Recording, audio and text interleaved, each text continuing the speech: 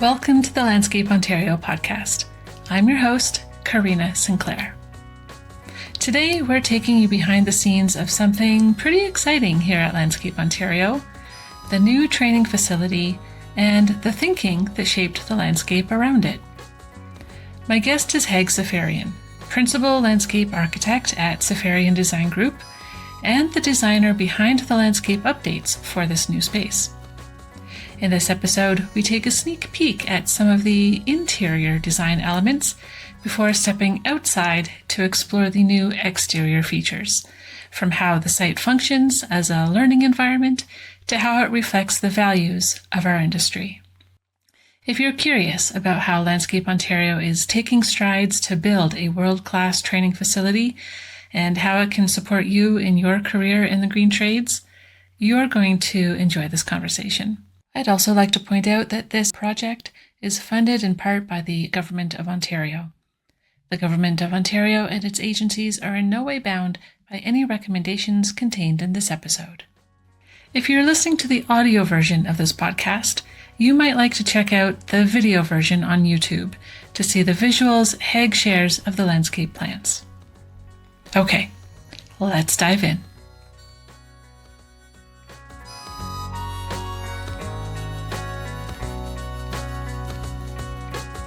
I am so delighted to welcome you to the show, Haig. This is so exciting.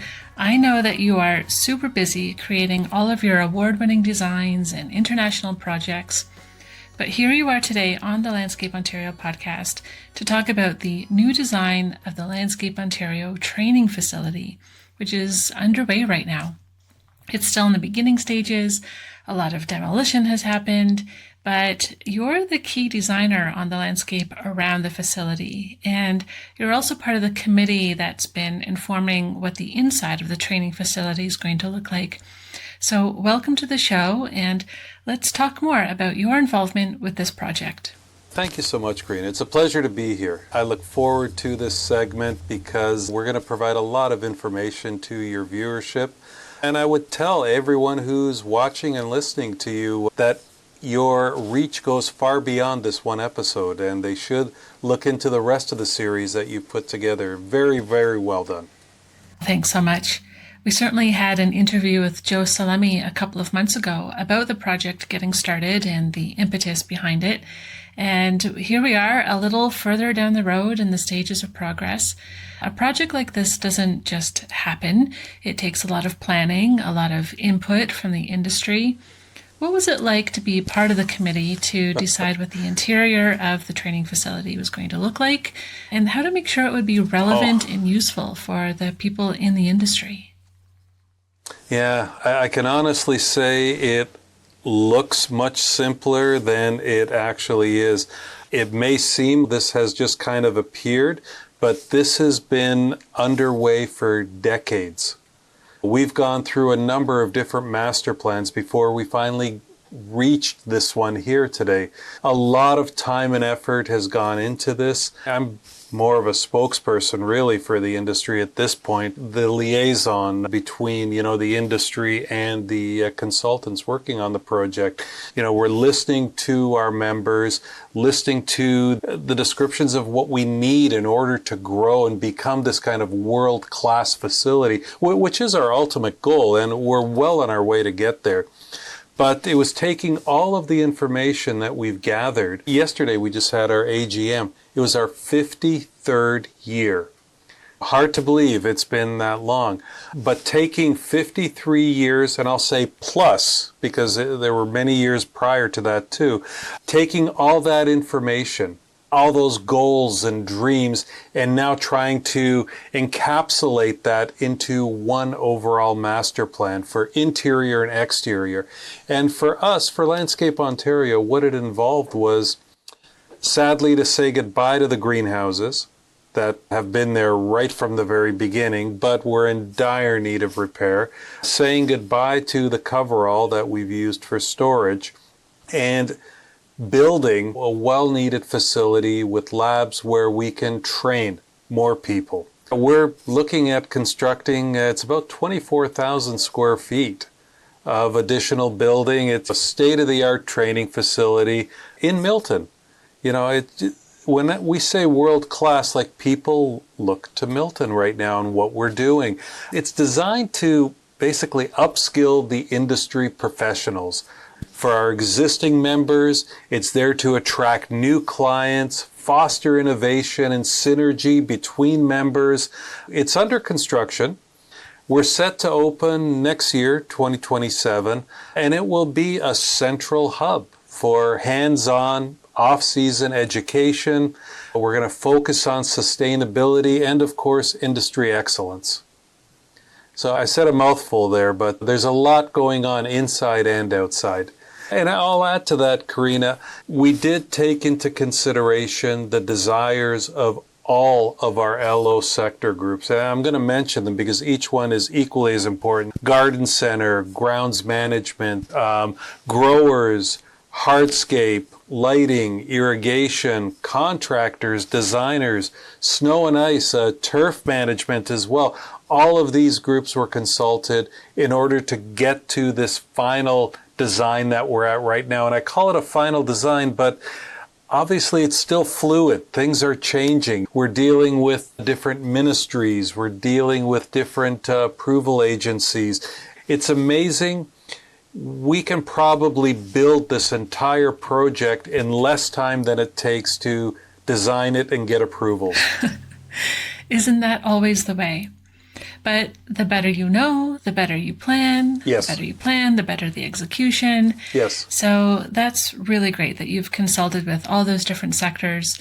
And I'm glad you've mentioned them because they all play an important role within the green trades. What are some of the examples of elements within the building that you and the committee said, we need to have this because the sector needs it? So if we start from the inside, certainly these larger lab areas, the 2-story high training areas, very important. Everything will take place there, specifically in the winter months for sure. The need for extra classrooms, labs, computers, facilities. We've got a recording studio that we're putting in there as well.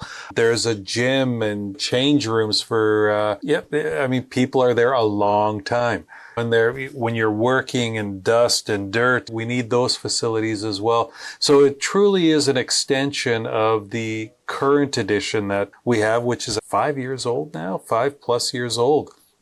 So we're extending beyond that. We'll look at some images shortly as well. So, your viewership can actually see what this is going to look like. But the idea is, and this was the idea, I go back, we did the original master plan. Oh my gosh. I think it was 25+ years ago. I remember LO had a design competition back then, and there were a number of different consultants that threw their hats in the ring. But even back then, the goal was to create a world-class facility. LO is already recognized internationally for the work that they do, and certainly in Canada. So this is to extend that. Some of the key elements that we're trying to include in this center, right? Certainly there's the educational excellence, providing educational programs for the community, for our membership. Predominantly, and when I say our membership, it's in the winter months, but it is something that will go year round. We will be encouraging the public to come. We will be encouraging schools to bring students. The younger we can gain the attention of children on what horticultural is and how important it is. Try to explain climate change to them and the value of it right now. They can then grasp it. And, we'll probably get a lot more members going down the road. Certainly, we're going to be looking at conservancy and sustainability.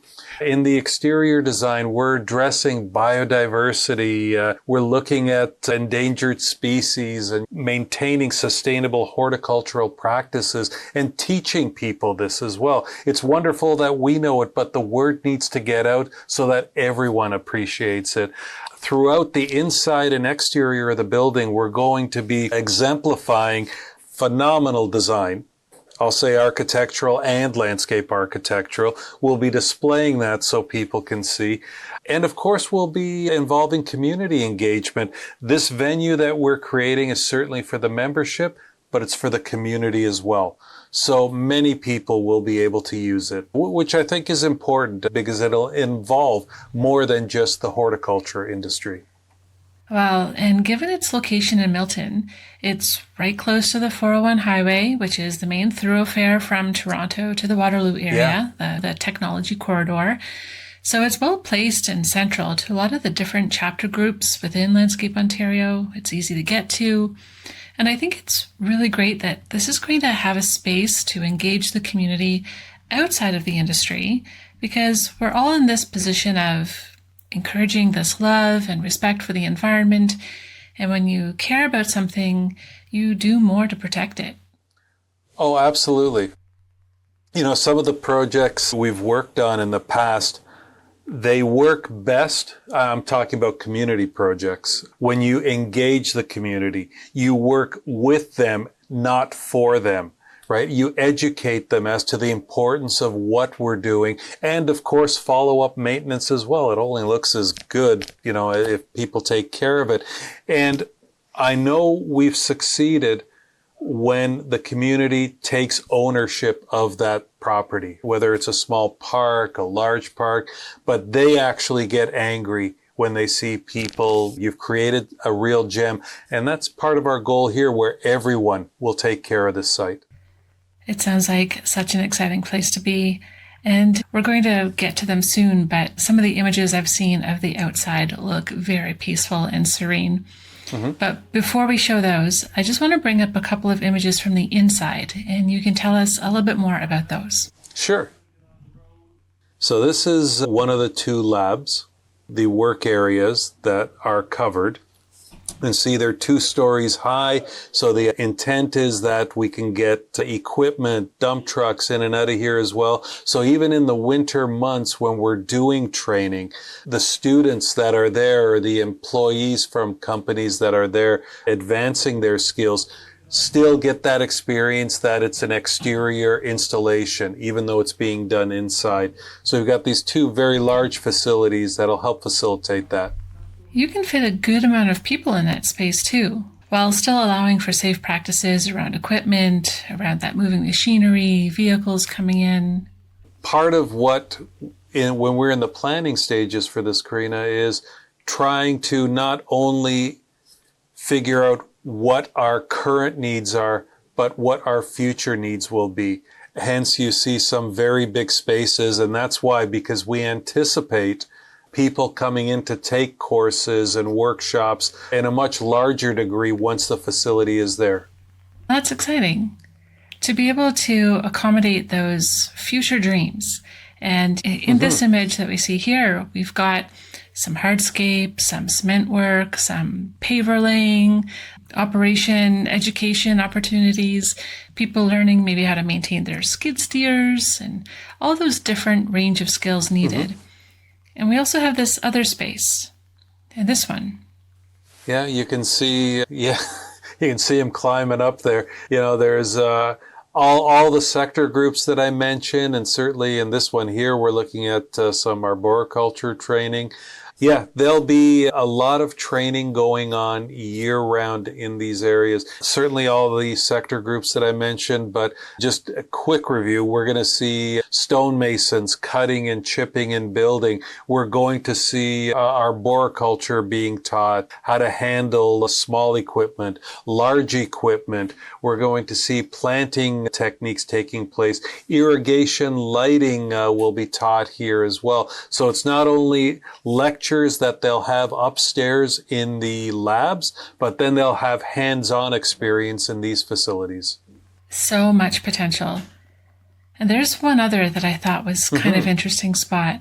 Here's a view of what the interior vestibule might look like, and what great light. But tell me, what's happening in the background there? So this entrance is just to the immediate right or north of our current entrance. It was a bit of a tricky connection.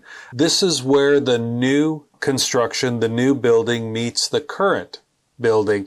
So it took a little bit of finagling to figure out. I mean, I assume we've all been to the current building. As soon as you walk in, you've got that green wall that greets you as soon as you come through the vestibule. Just to the right of that, we will be extending and connecting to the new building. We'll be extending that green wall into the space to make it a seamless transition from one to the other so that it looks like it is one building versus two separate buildings.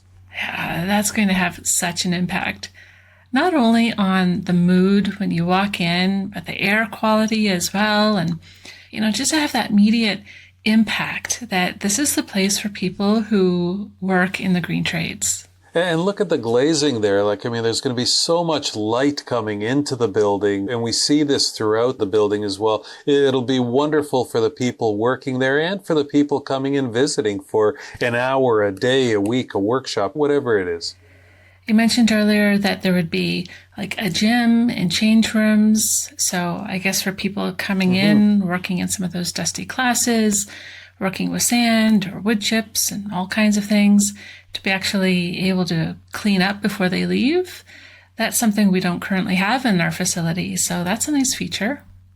And that's one aspect of it. And the other aspect is just personal health as well, well-being. Creating an area where people can take a mental break and go do a little workout and then either shower, change, go back to work, what have you. Again, the idea is that we're trying to think forward on what the needs will be in the coming years and accommodating for it. All right, so that was a little taste of the inside. But now let's talk about the outside. This is your realm, the landscape design for the exterior of the building. I would love to know more about what kinds of challenges you had when looking at this property, what you had to overcome, and how are you going to make it better for the future? So there were numerous iterations that this design has gone through. And as I said, many walls that were placed in front of us that we had to work around and come up with solutions for. Yeah, I've got some images that I'll share in a moment, but I think it's worth just chatting quickly about what the exterior entails as well. Because as the interior is meant to be a world-class facility, so is the exterior. Remember, it's not only for our membership, but it's for the public as well. We want everyone coming to the site to learn about who we are, what we do, and also how they can help with the more they learn about nature. Certainly in terms of plantings, we're looking at creating new habitats, maintaining existing habitats. There's certain species, we're trying to use all native species for the most part throughout, and we want to explain that to people that come. Why is that important? We're going to see in a moment what kind of came on late in the design process was the introduction of a stormwater pond in the front where the current trial gardens are. That wasn't initially part of the plan, and so it became part of the design. But we're looking now at how to do that, treat site water and runoff, how to deal with aquatics, lowland, upland plantings, meadow plantings as well. It's going to be an area where we look at doing case studies. A lot of our suppliers do these lunch and learns and educational segments with our membership, right, to explain what their products are. This is going to be a great opportunity for them to utilize their products within the landscape, maintain it, watch it over years, and show why this product is important. A good example of that is perhaps using soil cells below the ground. We often see trees in boulevards that just do not do well, right? Because you can imagine what's underneath. It's not soil, right? It's all gravel and usually utilities and walls and concrete. So, the utilization of something like soil cells exponentially helps the tree grow. So we'll be incorporating these types of ideas as well. In terms of hardscapes, anyone who has been to the site certainly knows, oh my God, all that gravel we have and the dust it creates, right? So finally, we're going to have proper roadways, proper parking stalls. There'll be some asphalt, of course, around the ring road, but we'll be incorporating different types of paving, precast paving, permeable paving, where we're going to be catching that water and directing it back to the storm pond. Part of what we've done on the roof is to allow for future green roof, blue roof, where we're capturing water, utilizing it. It's been designed to hold future solar panels as well. There's a lot of engineering that goes into these three things that I just mentioned. Although budget may not permit to install them immediately, what it's allowing us for is the structure for future installation, which is great. I talked a little about the planting, but certainly creating habitat for pollinators, endangered species, local wildlife. All of these things have been taken into consideration. Irrigation throughout the property, which is wonderful. It makes the water very efficient for the property. It will be utilizing the stormwater for part of this facility as well.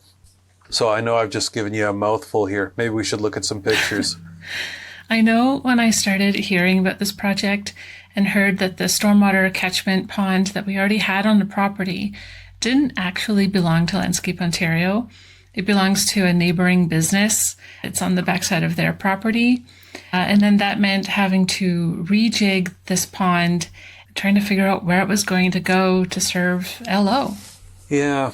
So for years, we've been utilizing that facility, but you're right, it does belong to the neighbor next door.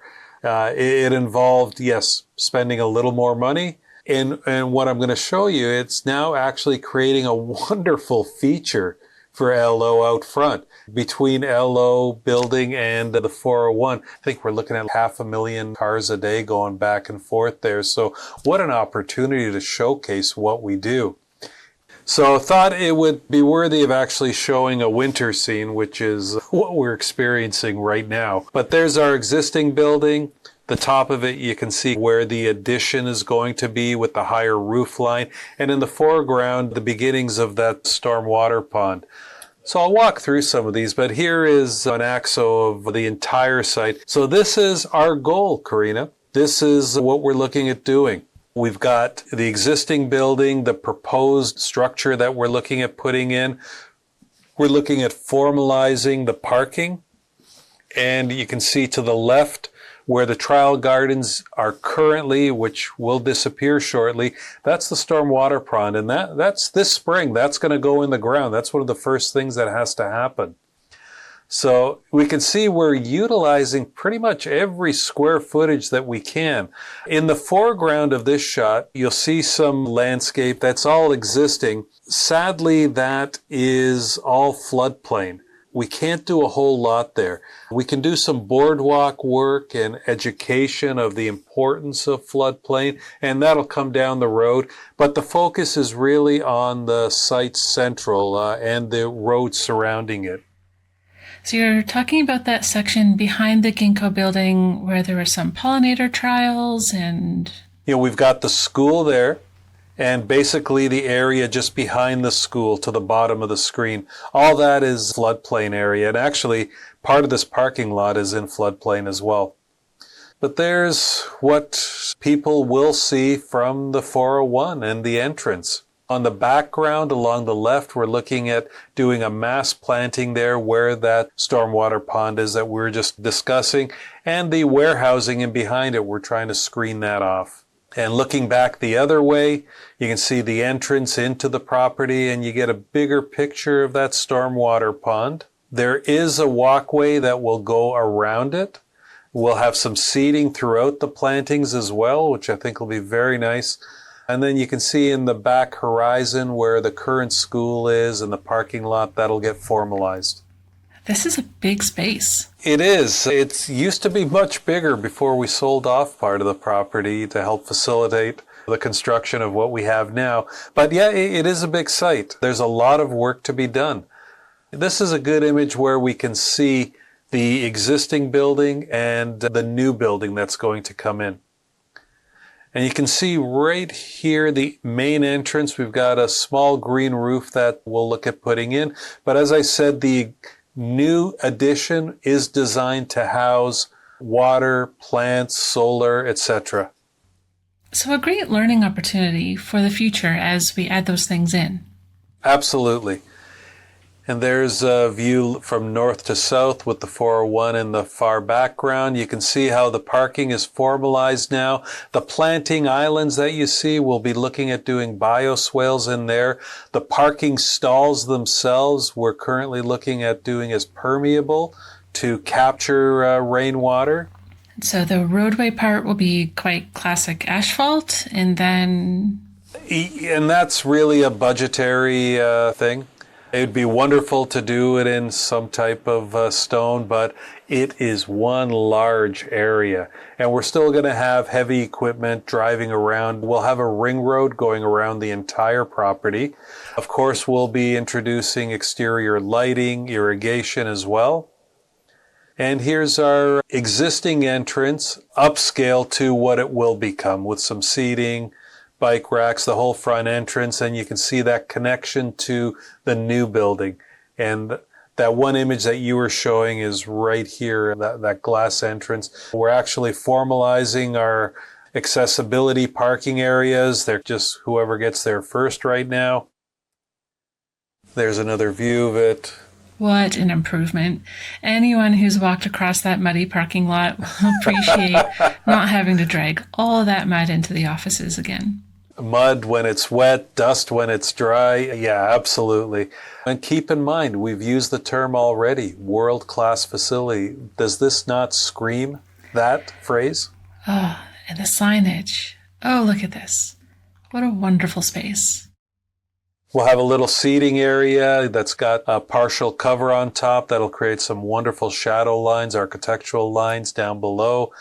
And down at the north end, there is a gathering area for staff. Our staff is growing. I don't know how many people we have right now. It's got to be like 50, 60 people that are there on any given day, not including meetings and conferences that take place. So it's nice to have an exterior area that people can go and sit and enjoy as well. And is that a corral there in the background? Ah, yes. So we're looking at creating a bit of an architectural feature there. It's a structure that will have plants growing up it and seating going around it. We've got a better shot coming up. But yes, we're trying to create a bosque of trees to create some natural shade, but then a feature in there as well. I love those. I saw them in person at Floriada in Amsterdam. Ah, yes. And they had this flowering vine going up, 4 of them in this courtyard area. And it was just gorgeous. They are spectacular, yeah. So we can see here the parking stalls, and the intent is to use some type of permeable paving in those areas to capture water. Bit of an axo to give you a different view. In this view here, you can see all the EV charging stations that'll be along the back of the building. Again, trying to be forward thinking on where things are going. And from the north looking down, the foreground in the left, this will be a future phase, but it's intended to be a bit of a shelter where heavy equipment, storage of materials can take place with a bit of a gravel road off the main ring road.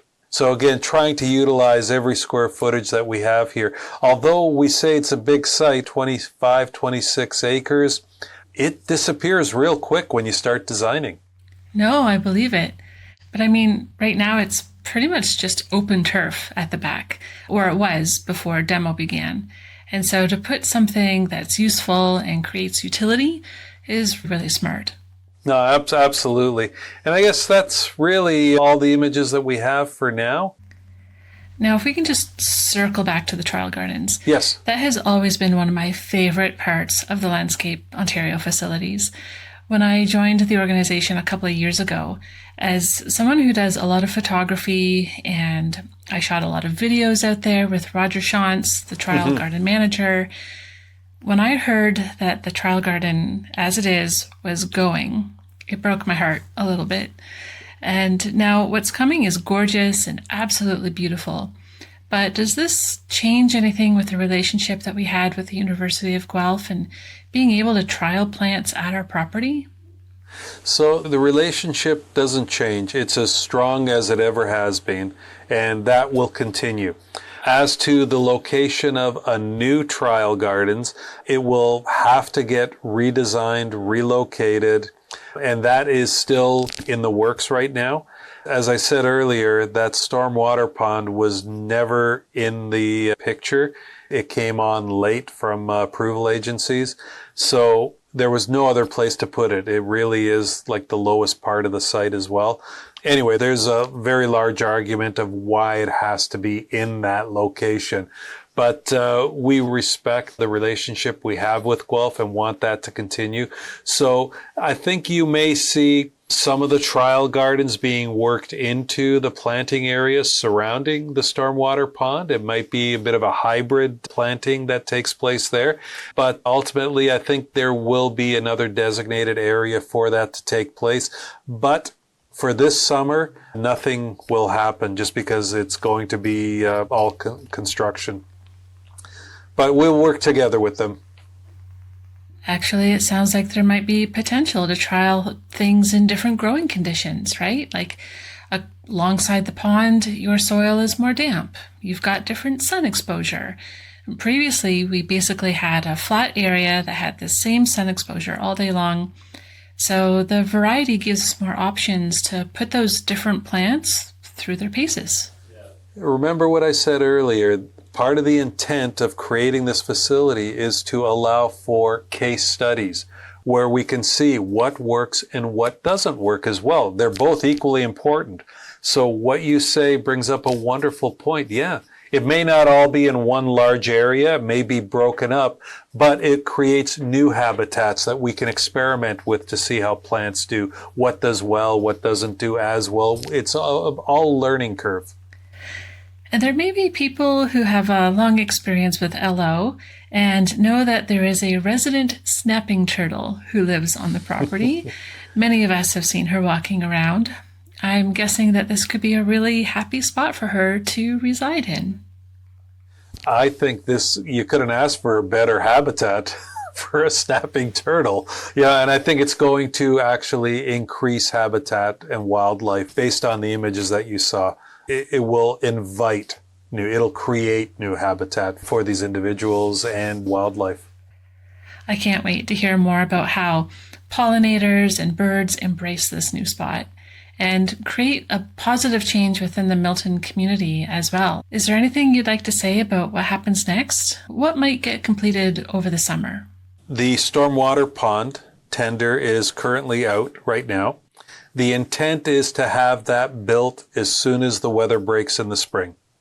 That has to be one of the first things to get installed, at which time we will be ready to release the landscape tender for the entire property.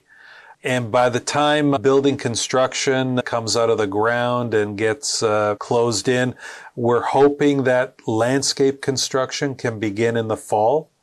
I hesitate to say October, but that would be a really good time to start. My feeling is that it will go into the spring of 27. It's a bit of a domino effect, right?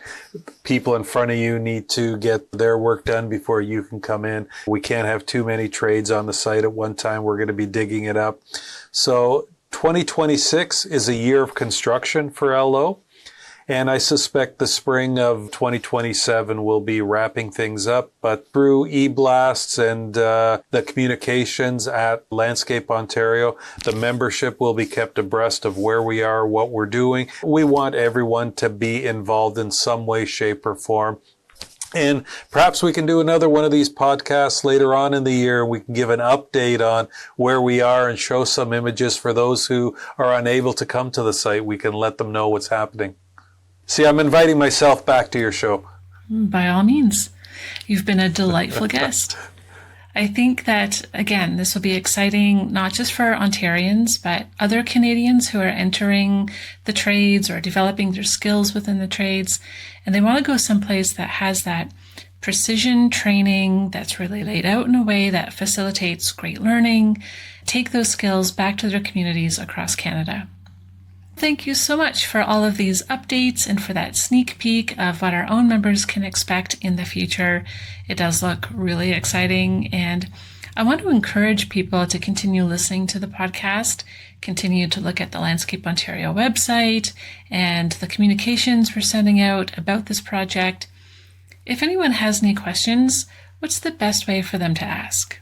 Right through LO, the grounds committee, or even if they send to info@Landscape Ontario, it'll find the right person there. I don't want to inundate anyone's email right now. Yeah, there are people that will address any concerns. They can call, email, or even the newsletters they get. There's a thing at the bottom if you have any questions, right? We encourage people to, if you're in the area, bring your hard hat and construction boots. But even if you want to come have a look, the building is still open. We're still having meetings and workshops going on, albeit on a limited scale. But the site is open to the membership. And it's as you said, it's an exciting time. This is a huge thing for Landscape Ontario and all of its members. For the industry, this is huge. This is unlike anything else that's out there right now. This will be one of a kind. But it's really filling that gap. We can get a lot of these different trade skills in different places, but this is central. This is where all those sectors are served, and you can get a cross-pollination of skills. You don't necessarily have to be niche in one, but you'll have access to all these different learning opportunities. And I think this facility is going to make it possible for all kinds of dreams to come true. I'm very excited. A year from now, we're going to be holding this conversation or podcast in the building. Yeah, that new studio is going to be really useful. I'm sure lots of members will have all kinds of content creation ideas that they'll be able to realize in that recording space. So Haig, thank you again for coming onto the podcast today to tell me all about what's happening and to show those very cool new images. And I look forward to chatting with you again when construction has progressed. Feelings are very mutual, Karina. Thank you for extending an invite out to do this.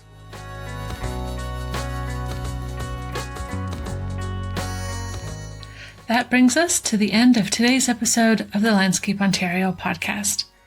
A big thank you to Haig Seferian for walking us through the vision, details, and purpose behind the design of the new training facility, and for reminding us how landscapes can teach, inspire, and evolve alongside the people who use them. For a full transcript, you can visit this episode's webpage at landscapeontario.com/podcast. And as always, thank you for listening. If you enjoyed this episode, please subscribe, share it with a colleague, or send me your feedback. I love hearing what resonates and what you'd like to explore next. Until next time, keep growing.